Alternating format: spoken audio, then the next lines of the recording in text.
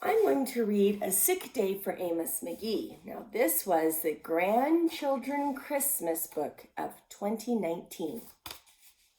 It's written by Philip C Stead and illustrated by Erin Stead. I wonder if they're the same family because they have the same name.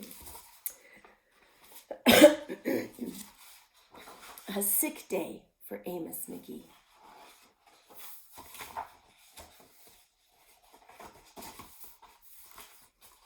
Amos McGee was an early riser. Every morning, when the alarm clock clanged, he swung his legs out of bed and swapped his pajamas for a fresh, pressed uniform. He would wind his watch and set a pot of water to boil, saying to the sugar pole, "A spoonful for my oatmeal, please, and 2 for my teacup." Bellyful and ready for the workday, he'd amble out the door. There's his little blue house. Every day, Amos waited for the number 5 bus. "Next stop, City Jew," the bus driver would call. 6 a.m., right on time, he'd reply.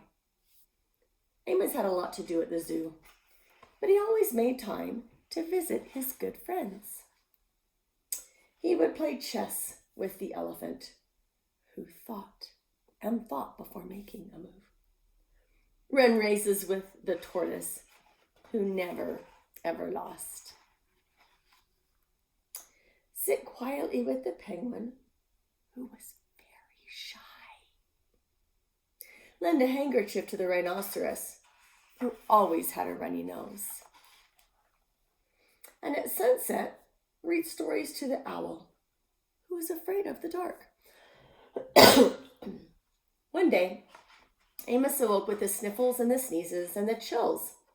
He swung his achy legs out of bed, curled them back again, and said, "Ugh, I don't think I'll be going to work today."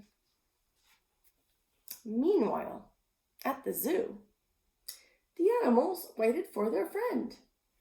The elephant arranged his ponds and polished his castles. The tortoise stretched his legs and limbered up. The penguin sat patiently, all by himself. The rhinoceros worried that his allergies were worsening. The owl perched atop a tall stack of storybooks, scratching his head with concern. Where is Amos? The animals wondered. Later that day, it looks like they've left the zoo. The penguin's holding on to the elephant's trunk. That's cute. Looks like they're all standing and waiting for the bus stop. It looks like they all boarded the number 5 bus.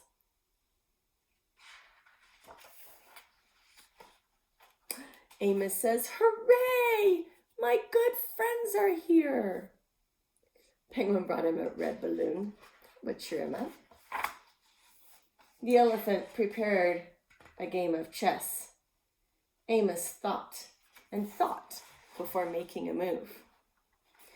"I'm too tired to run races today," said Amos to the tortoise. "Let's play hide and seek instead." The tortoise hid inside his shell. Amos hid beneath the covers. Amos yawned. "I could use a nap." The penguin sat quietly, keeping Amos's feet warm. Achoo! Amos awoke with a sneeze. The rhinoceros was ready with a handkerchief. "I'm beginning to feel much better. Thank you," said Amos to his friends. He swung his legs out of bed. "Perhaps we'll share a pot of tea." Amos wound his alarm clock.